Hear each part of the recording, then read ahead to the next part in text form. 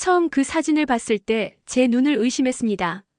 도심 한복판에 커다란 백로가 서 있다니. 이게 진짜 서울 청계천이라고요? 안녕하세요, 여러분. 충격적인 질문 하나 던져도 될까요? 서울 한복판에 백로가 살고 있다. 혹시 말도 안 돼, CG 아니야? 누가 거기다 새를 풀어놨나? 라고 생각하셨나요? 만약 그렇다면 아주 정상적인 반응입니다. 뉴욕, 런던, 베를린. 그 어떤 선진국 도시도 해내지 못한 일이 서울에서 실제로 벌어지고 있으니까요. 이 믿기지 않는 현장을 직접 확인하기 위해 비행기에 몸을 실은 CNN 다큐멘터리 제작자가 있습니다. 서울에 도착하는 순간 자신의 눈을 의심했습니다. 도시를 파괴하지 않고도 자연과 공존하는 삶을 만들어낸 기적의 현장. 전 세계가 불가능하다며 조롱했지만 결국 한국이 해낸 이야기. 지금부터 그 충격적인 진실을 낱낱이 파헤쳐 보겠습니다. 영상 끝까지 함께 해주신다면 여러분도 모르게 가슴이 벅차오르는 순간을 경험하게 될 겁니다. 혹시 지금 이 영상을 보고 계신다면 구독과 좋아요 버튼을 먼저 눌러주세요.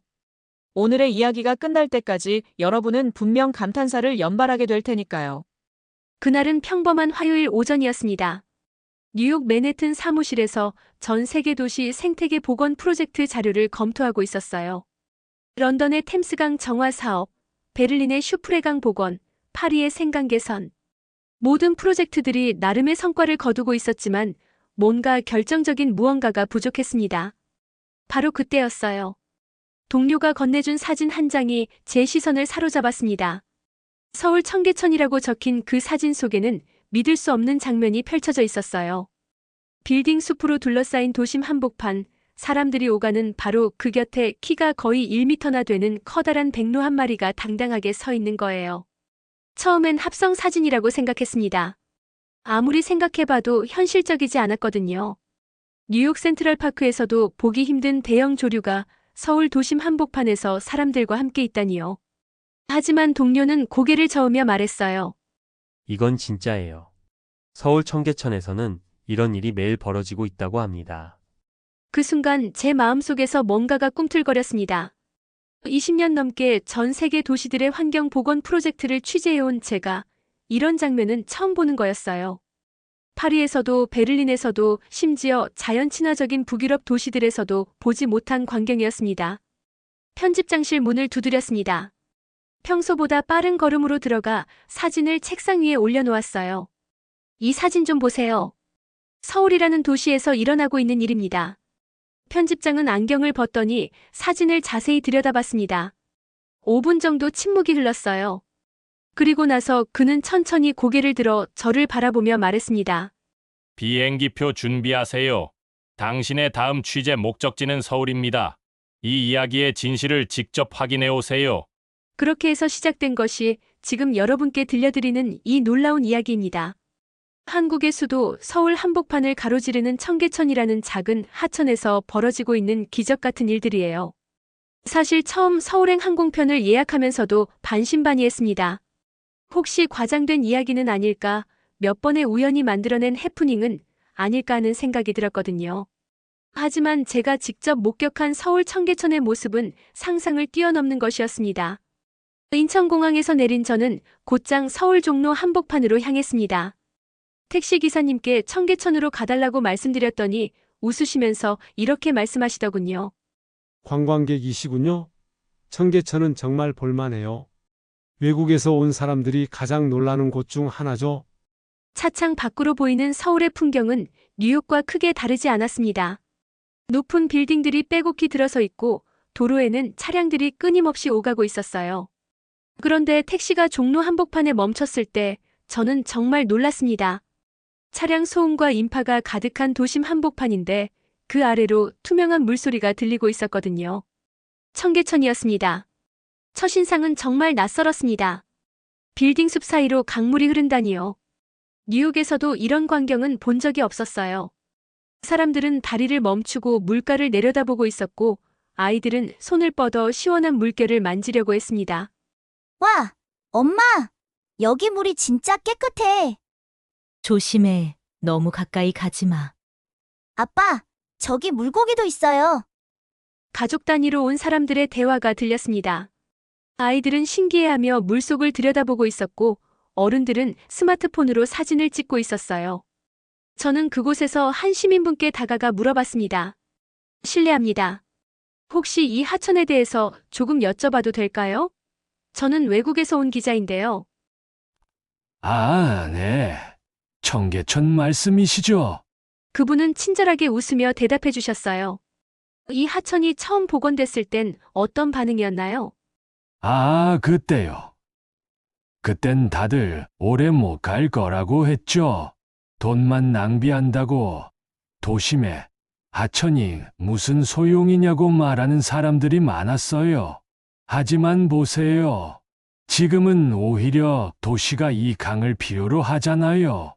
그분의 말씀을 들으며 주변을 다시 둘러봤습니다. 점심시간이었는데 직장인들이 하나둘씩 내려와서 잠시 쉬어가고 있었어요. 어떤 분은 샌드위치를 먹으며 물소리를 듣고 있었고 어떤 분은 전화를 받으며 천천히 걸어가고 있었습니다. 여기서 일하시나요? 근처 사무실에서 나온 듯한 한 직장인분께 물어봤습니다. 네, 저기 빌딩에서 일해요. 점심시간마다 여기 내려와요.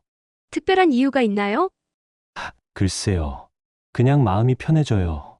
일하다가 스트레스 받으면 잠깐 내려와서 물소리 듣고 가면 기분이 좋아지거든요. 이런 대화들을 나누면서 저는 점점 청계천의 진짜 의미를 깨달아가고 있었습니다. 이곳은 단순한 관광지가 아니었어요. 서울 시민들의 일상 속에 자연스럽게 녹아든 생활 공간이었습니다. 해가 저물어가자 청계천의 모습이 또 다르게 변했습니다. 조명이 켜지면서 물결이 반짝이기 시작했고 사람들은 더욱 여유롭게 산책을 즐기고 있었어요. 연인들이 다리 위에서 사진을 찍고 있었고 가족들은 아이들과 함께 물가를 거닐고 있었습니다. 정말 아름답네요. 옆에서 사진을 찍고 있던 외국인 관광객이 말했습니다. 어느 나라에서 오셨어요? 독일에서 왔어요. 베를린에도 강이 흐르지만 이렇게 도심 한복판에서 이런 풍경은 정말 처음 봐요. 독일에서 온 관광객의 말을 들으며 저는 다시 한번 놀랐습니다. 베를린은 유럽에서도 환경 친화적인 도시로 유명한 곳인데 그런 곳에서 온 사람도 감탄하고 있었거든요. 밤이 깊어지자 청계천은 또 다른 모습을 보여줬습니다. 조용해진 도심 속에서 물소리만 잔잔히 울리고 있었고 몇몇 사람들이 여전히 산책을 즐기고 있었어요. 안전해 보였고 평화로워 보였습니다. 호텔로 돌아가는 길에 택시 기사님께 물어봤습니다. 청계천이 언제부터 이렇게 됐나요? 2003년부터 복원 공사를 시작해서 2005년에 완공됐죠. 벌써 20년이 다 되어 가네요. 그전에는 어땠나요? 그전에는 고가도로가 있었어요. 차들만 다니고 아래쪽은 정말 어둡고 더러웠죠. 지금 같은 모습은 상상도 못했어요.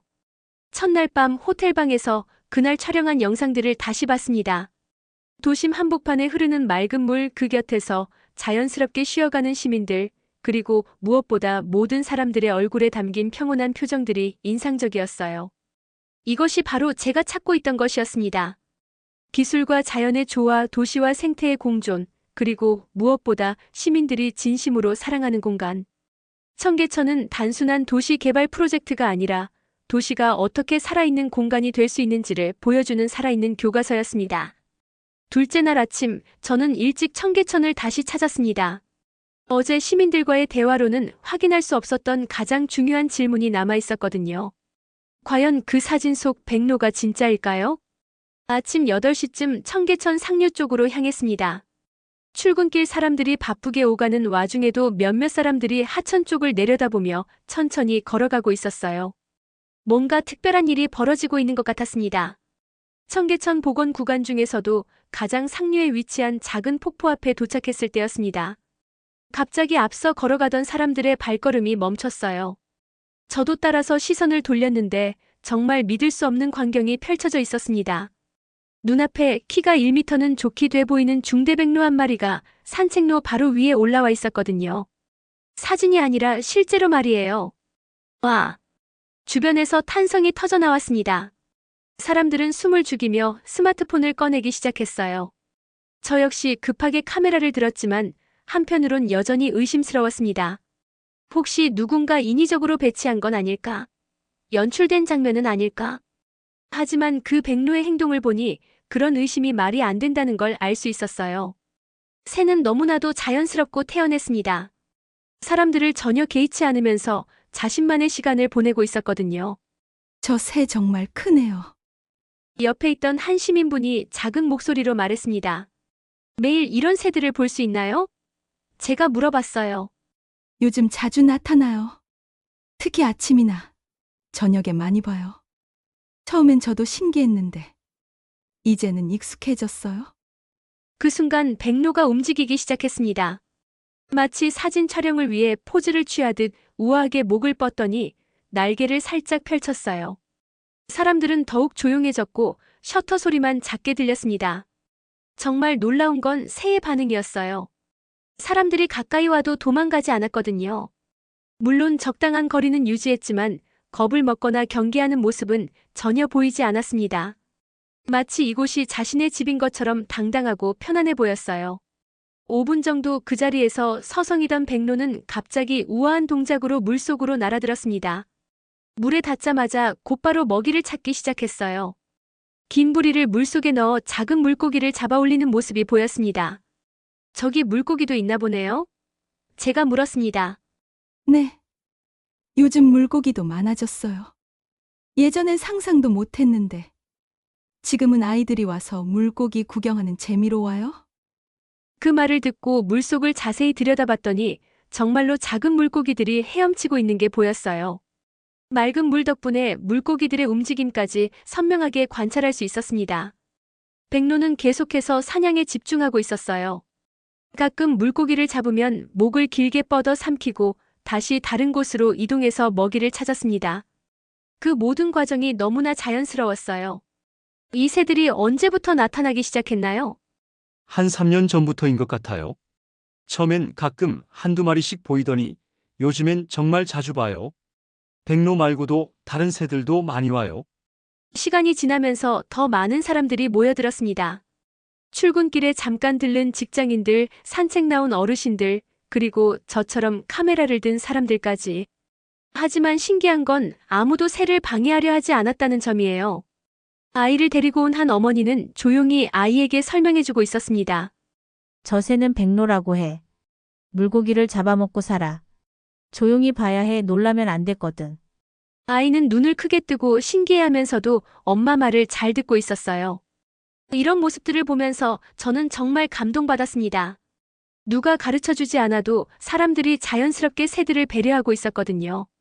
30분 정도 더 지켜본 후 백로는 만족스러운 듯 물가에서 나와 다시 산책로 쪽으로 올라왔어요. 그리고는 처음 있던 자리로 돌아가 다시 한번 우아한 포즈를 취했습니다. 그 순간 저는 확신했습니다. 이건 연출이 아니라 완전히 자연스러운 현상이었어요. 백로가 이곳을 자신의 서식지로 받아들이고 있었고 시민들도 새들을 일상의 일부로 받아들이고 있었습니다. 뉴욕에서 20년 넘게 다큐멘터리를 만들어 온 제가 이런 장면을 목격한 건 정말 처음이었어요. 도심 한복판에서 대형 조류와 시민들이 이렇게 자연스럽게 공존하는 모습은 그 어떤 선진국에서도 보지 못한 광경이었습니다. 그날 오후 호텔로 돌아가서 촬영한 영상을 다시 봤습니다. 처음 청계천 사진을 봤을 때의 의심은 완전히 사라졌어요. 이곳에서는 정말로 기적 같은 일들이 매일 벌어지고 있었습니다.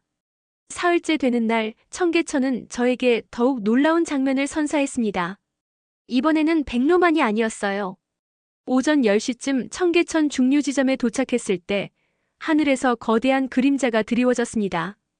고개를 들어보니 날개 길이가 2m에 달하는 외가리가 빌딩 숲 사이를 가르며 날아오고 있었어요. 그 장면은 정말 압도적이었습니다.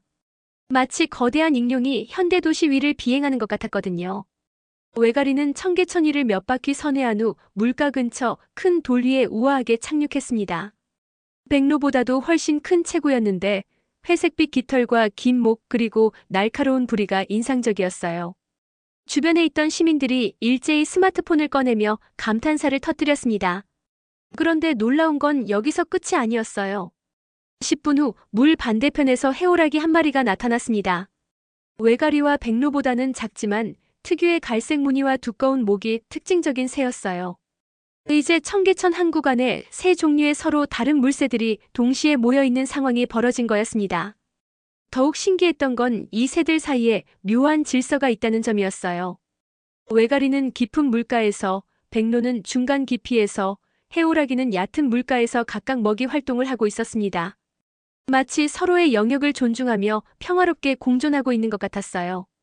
아이들의 반응이 특히 흥미로웠습니다. 한 초등학생이 물장구를 치며 놀고 있었는데 새들은 전혀 개의치 않았어요.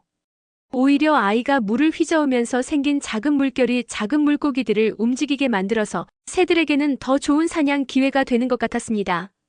관광객들의 반응도 볼만했어요. 일본에서 온 한 관광객은 계속해서 사진을 찍으며 놀라워했고, 유럽에서 온 배낭여행객들은 아예 자리를 잡고 앉아서 새들의 행동을 관찰하기 시작했습니다. 누군가는 박수까지 쳤어요. 외가리가 사냥에 성공하는 순간이 가장 드라마틱했습니다. 오랫동안 물속을 응시하고 있던 외가리가 갑자기 번개처럼 빠르게 목을 뻗어 꽤 큰 물고기를 잡아 올렸거든요. 그 순간 주변에서 저절로 박수가 터져 나왔습니다. 마치 서커스 공연을 보는 것 같았어요. 하지만 정말 놀라운 건 따로 있었습니다. 이 모든 장면이 서울 도심 한복판에서 벌어지고 있다는 사실이었어요. 고개만 들면 삼성전자 빌딩이 보이고 뒤돌아보면 롯데백화점이 있고 귀를 기울이면 지하철 소음이 들리는 그런 곳에서 말이에요. 저는 속으로 중얼거렸습니다. 뉴욕 센트럴파크에서도 이런 다양한 종류의 큰 새들을 한 번에 보기는 힘든데 서울 도심 한가운데서 이런 장관이 펼쳐지다니. 정말 믿기 어려운 일이었어요. 점심시간이 되자 더욱 흥미로운 장면이 펼쳐졌습니다. 직장인들이 하나둘씩 내려와서 새들을 구경하며 점심을 먹기 시작한 거예요. 한 직장인은 편의점 도시락을 먹으면서 외가리의 사냥 장면을 지켜보고 있었고, 다른 분은 커피를 마시며 백로의 우아한 걸음걸이를 감상하고 있었습니다. 그 순간 저는 깨달았습니다. 이곳은 단순히 새들의 서식지가 아니라 시민들과 자연이 함께 만들어가는 살아있는 무대였다는 것을 말이에요. 새들은 자연스럽게 자신들의 생활을 영위하고 사람들은 그 모습을 보며 일상의 여유와 힐링을 얻고 있었습니다. 오후가 되자 새로운 등장인물이 나타났습니다. 물 위로 오리 가족이 헤엄쳐 오기 시작한 거예요. 어미 오리를 따라 새끼 오리 5마리가 일렬로 헤엄치는 모습은 정말 귀여웠습니다.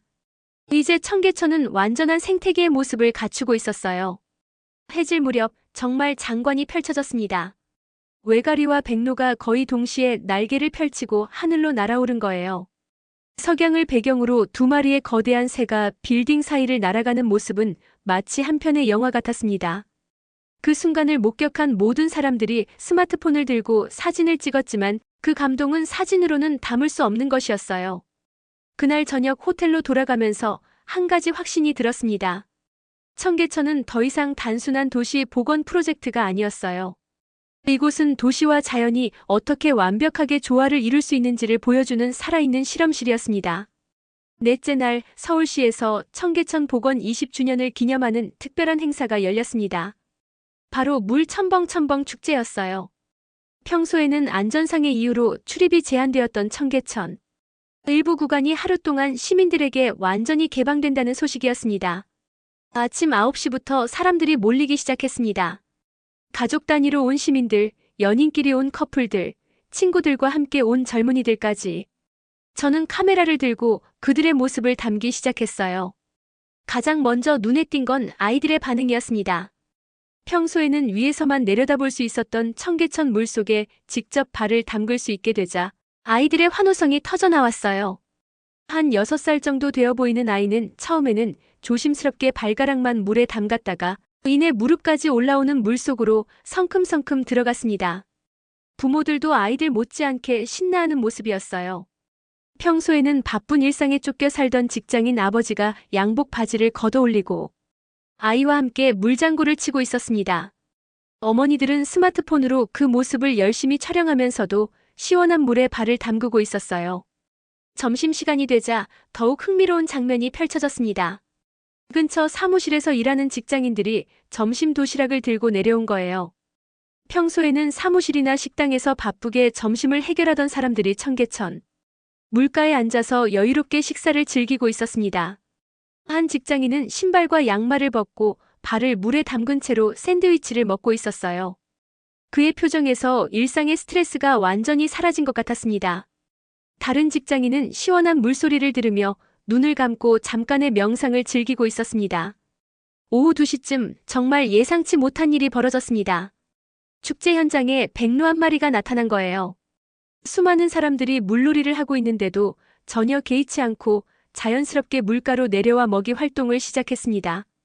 사람들의 반응이 정말 인상적이었어요. 백로가 나타나자 자연스럽게 조용해졌고 아이들도 부모들의 조용한 손짓에 따라 움직임을 멈췄습니다. 누가 지시하지 않았는데도 모든 사람들이 새해 활동 공간을 자연스럽게 비워줬어요. 백로는 마치 축제의 특별 게스트인 것처럼 당당하게 사냥을 시작했습니다.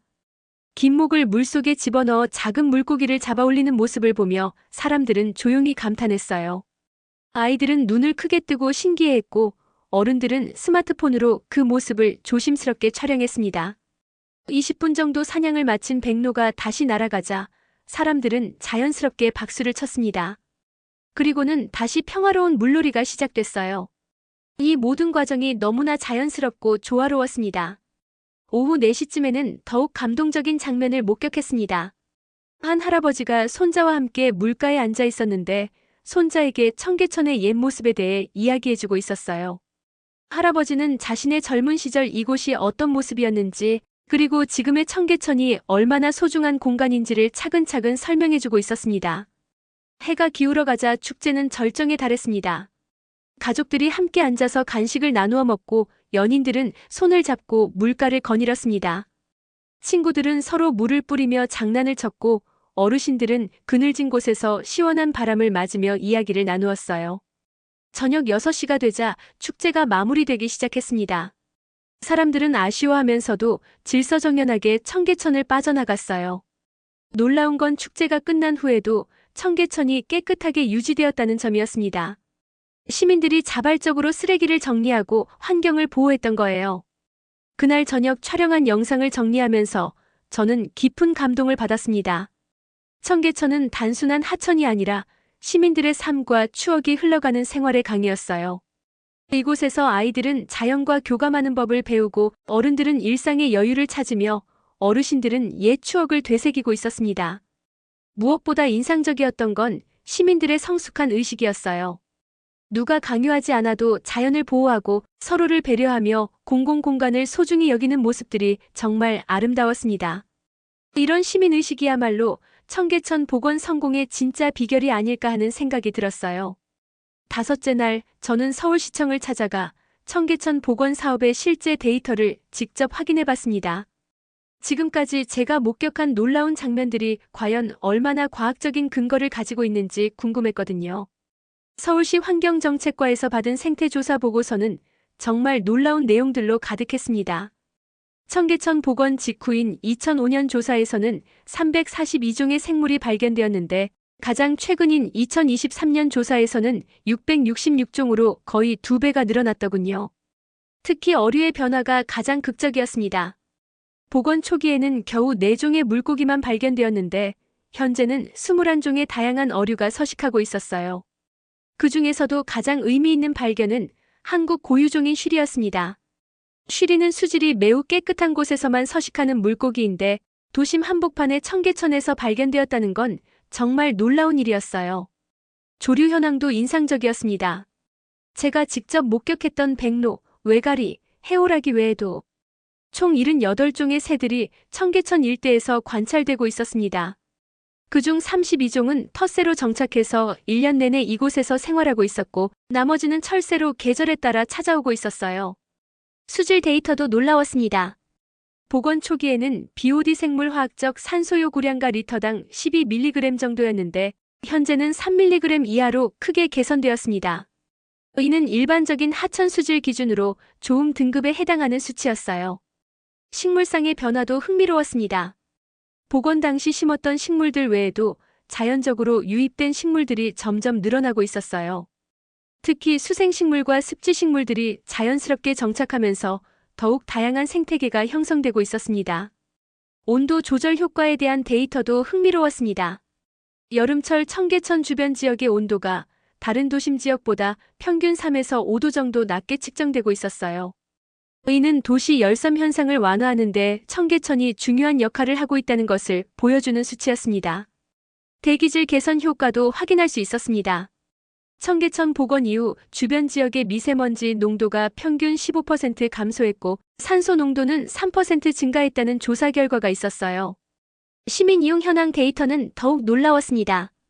연간 청계천을 찾는 시민과 관광객의 수가 무려 3천만 명에 달했어요. 이는 하루 평균 8만 명 이상이 청계천을 찾는다는 의미였습니다. 서울 인구가 1,000만 명 정도인 걸 고려하면 시민 한 명당 연간 3번 이상 청계천을 찾는 셈이었어요. 경제적 효과도 상당했습니다. 청계천 주변 상권의 매출이 복원 이후 평균 30% 증가했고 부동산 가치도 크게 상승했습니다. 복원 사업에 투입된 3,800억 원의 예산은 이미 경제적 효과만으로도 충분히 회수된 상태였어요. 국제적 인지도 향상 효과도 있었습니다.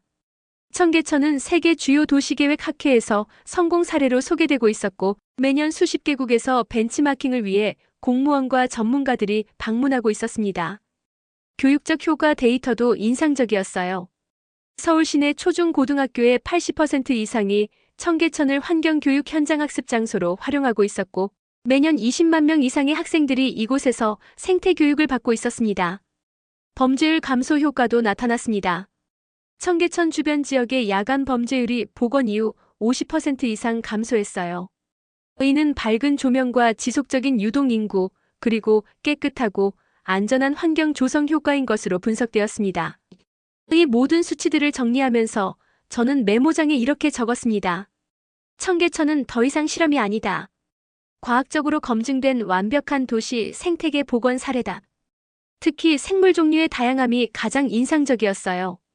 복원 초기 낮은 수준이던 생물 다양성이 현재는 자연 상태의 하천과 거의 비슷한 수준까지 상승했습니다. 수질 자정 능력도 놀라웠습니다. 청계천으로 유입되는 오염물질들이 하류로 가면서 자연적으로 정화되는 비율이 70%에 달했어요.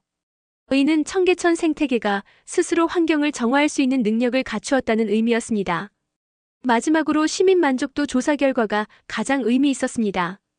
청계천 복원에 대한 시민 만족도가 92%에 달했고 97%의 시민들이 청계천을 서울의 자랑스러운 명소라고 답했어요. 이 모든 데이터들을 통해 저는 확신할 수 있었습니다. 청계천의 성공은 우연이 아니라 과학적이고 체계적인 계획과 지속적인 관리, 그리고 시민들의 적극적인 참여가 만들어낸 필연적인 결과였다는 것을 말이에요. 6째 날 이른 아침, 저는 마지막으로 청계천을 찾았습니다. 새벽 6시에 청계천은 또 다른 매력을 보여줬어요. 아직 해가 완전히 뜨지 않은 시간이었지만 벌써 몇몇 시민들이 조용히 산책을 즐기고 있었습니다. 출근 시간이 다가오자 청계천은 서서히 활기를 띠기 시작했습니다. 직장인들이 하나둘씩 나타나 출근길에 잠깐 들러 물소리를 듣고 갔어요. 어떤 분은 커피를 마시며 몇 분간 머물렀고 어떤 분은 그냥 지나가면서 물을 한번 내려다보고 갔습니다. 그때 놀라운 장면을 목격했습니다. 한 직장인이 급한 걸음으로 청계천 다리를 건너가고 있는데 바로 그 순간 백로 한 마리가 다리 아래 물가에 내려앉았어요. 직장인은 잠깐 발걸음을 멈추고 백로를 바라봤습니다. 백로도 사람을 올려다봤고요. 둘은 몇 초간 서로를 바라보더니 직장인은 조용히 고개를 끄덕이고 다시 걸어갔습니다. 백로는 태연하게 먹이 활동을 시작했고요. 이런 작은 순간들이 청계천 곳곳에서 계속 벌어지고 있었습니다. 사람과 새들이 서로를 인정하고 존중하며 자연스럽게 공간을 나누어 쓰고 있었던 거예요. 오전 9시쯤 한 무리의 아이들이 선생님과 함께 나타났습니다. 현장 학습을 나온 초등학생들이었어요. 선생님은 아이들에게 청계천의 역사와 생태계에 대해 설명해주고 있었습니다. 여기 사는 새들은 우리와 함께 살아가는 이웃이에요. 그래서 조용히 관찰해야 해요. 아이들은 선생님의 말을 잘 듣고 있었습니다. 마침 외가리 한 마리가 나타나자 아이들은 신기했지만 누구도 큰 소리를 내거나 다가가려 하지 않았어요. 대신 적당한 거리를 두고 조용히 관찰했습니다. 한 아이가 작은 목소리로 물었습니다. 선생님, 저 새는 왜 우리를 무서워하지 않아요? 글쎄, 아마 우리가 자기를 해치지 않는다는 걸 알고 있어서겠지? 정말 그런 것 같았어요. 새들은 사람들이 자신들을 해치지 않는다는 걸 알고 있는 것처럼 보였습니다. 그리고 사람들도 새들의 생활을 방해하지 않으려고 자연스럽게 조심하고 있었고요. 점심시간이 되자 평상시와 같은 풍경이 펼쳐졌습니다. 직장인들이 내려와 도시락을 먹고 관광객들이 사진을 찍고 시민들이 산책을 즐겼어요. 그 와중에 백로와 외가리도 자연스럽게 먹이 활동을 계속했습니다. 인상적이었던 건 아무도 새들에게 먹이를 주려 하지 않았다는 점이었어요. 다른 나라의 공원에서는 종종 사람들이 새들에게 빵이나 과자를 주는 모습을 볼 수 있는데 청계천에서는 그런 모습을 전혀 볼 수 없었습니다. 시민들이 야생동물에게는 먹이를 주면 안 된다는 것을 잘 알고 있었던 거예요. 오후에는 더욱 감동적인 장면을 봤습니다. 한 할머니가 손자와 함께 산책을 하고 있었는데 손자가 물가에 있는 백로를 보고 다가가려 했어요. 할머니는 손자의 손을 잡고 조용히 말했습니다. 가까이 가면 안 돼. 저 새도 우리처럼 살아가는 거야. 방해하면 안 되지. 손자는 고개를 끄덕이고 멀리서 조용히 바라봤습니다. 이런 교육이 자연스럽게 이루어지고 있었던 거예요. 해질 무렵 청계천의 하루가 마무리되어 가고 있었습니다. 직장인들이 퇴근길에 잠깐 들러 하루의 피로를 풀고 가족들이 저녁 산책을 나왔습니다. 새들도 하루 활동을 마무리하며 서서히 잠자리를 찾아가고 있었어요. 그 순간 정말 아름다운 장면이 펼쳐졌습니다. 백로와 외가리가 거의 동시에 날개를 펼치고 하늘로 날아올랐는데 마침 그 위로 퇴근하는 시민들이 다리를 건너가고 있었어요. 하늘의 새들과 다리 위의 사람들이 하나의 그림을 만들어내고 있었습니다. 저는 그 순간을 보며 깨달았습니다. 청계천에서 벌어지고 있는 진짜 기적은 기술이나 시설이 아니라 사람들의 마음가짐이었다는 것을 말이에요. 누가 규제하거나 강요하지 않아도 시민들이 자연스럽게 자연을 존중하고 배려하는 문화가 만들어져 있었습니다. 밤이 되자 청계천은 또 다른 평화로운 모습을 보여줬습니다. 조명이 켜진 가운데 몇몇 시민들이 여전히 산책을 즐기고 있었고 새들은 조용한 곳에서 휴식을 취하고 있었어요. 도심 한복판이지만 정말 평화롭고 안전한 공간이었습니다. 그날 밤 호텔로 돌아가면서 저는 확신했습니다. 서울이 만들어낸 기적은 단순히 하천을 복원한 것이 아니라 사람과 자연이 진정으로 공존할 수 있는 새로운 도시 문화를 만들어낸 것이었다고 말이에요. 이것이야말로 전 세계 도시들이 배워야 할 가장 중요한 교훈이었습니다. 마지막 날 해질녘 저는 청계천에서 가장 잊을 수 없는 장면을 목격했습니다. 저녁 6시쯤 청계천 중류지점에 서 있을 때였어요. 갑자기 하늘에서 두 개의 그림자가 나타났습니다. 백로와 외가리가 거의 동시에 날아오르고 있었거든요. 석양을 배경으로 두 마리의 거대한 새가 빌딩 숲 사이를 우아하게 날아가는 모습은 정말 장관이었습니다. 그 순간 저는 카메라를 내려놓고 한참 동안 그 장면을 바라봤습니다. 일주일 동안 청계천에서 보고 느꼈던 모든 것들이 머릿속을 스쳐 지나갔어요. 청계천은 단순한 하천이 아니었습니다. 이곳은 여러 개의 얼굴을 가진 특별한 공간이었어요. 시민들에게는 일상의 휴식처였습니다. 바쁜 도시 생활 속에서도 잠깐 내려와 마음의 평화를 찾을 수 있는 곳이었어요. 직장인들은 점심시간에 이곳에서 스트레스를 풀었고 가족들은 주말에 이곳에서 소중한 시간을 보냈습니다. 아이들에게는 살아있는 자연 교실이었습니다. 책에서만 보던 새들을 직접 만나고 물고기들을 관찰하며 자연과 교감하는 법을 배우는 곳이었어요. 도심에서 자라는 아이들이 자연의 소중함을 깨달을 수 있는 귀중한 공간이었습니다. 새들에게는 안전한 생명의 터전이었습니다. 도심 한복판임에도 불구하고 깨끗한 물과 풍부한 먹이, 그리고 무엇보다 사람들의 따뜻한 배려가 있는 곳이었어요. 백로, 외가리, 해오라기 같은 대형 조류들이 안심하고 살아갈 수 있는 도시 속 오아시스였습니다. 전 세계 도시들에게는 배움의 교과서였습니다. 불가능해 보였던 도시와 자연의 공존이 실제로 가능하다는 것을 보여주는 살아있는 증거였어요. 기술과 자연 개발과 보존, 편리함과 아름다움이 모두 조화를 이룰 수 있다는 희망의 메시지였습니다. 일주일간의 취재를 마무리하면서 저는 몇 가지 중요한 깨달음을 얻었습니다.